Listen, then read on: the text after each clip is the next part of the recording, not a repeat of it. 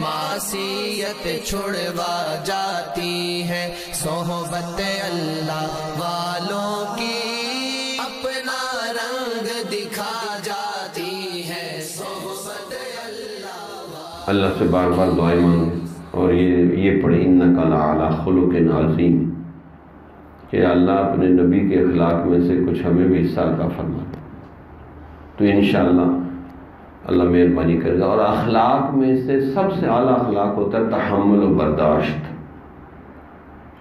ان ابراہیم لحلیم اواہ منیب، بے شک میرا ابراہیم ضرور تحمل و برداشت والا تھا، آہیں بھرنے والا تھا، بار بار رجوع اللہ کرنے والا تھا۔ تو حضرت ابراہیم کی 3 صفات گنائی، اور اس میں سب سے ٹاپ پہ کون سی؟ حلیم، تحمل و برداشت۔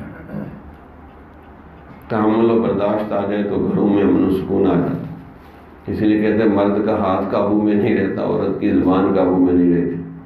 تو تحمل و برداشت پیدا ہو جائے تو سبحان اللہ، آپ مثالی خاوند بن جائیں، مثالی انسان بن جائیں۔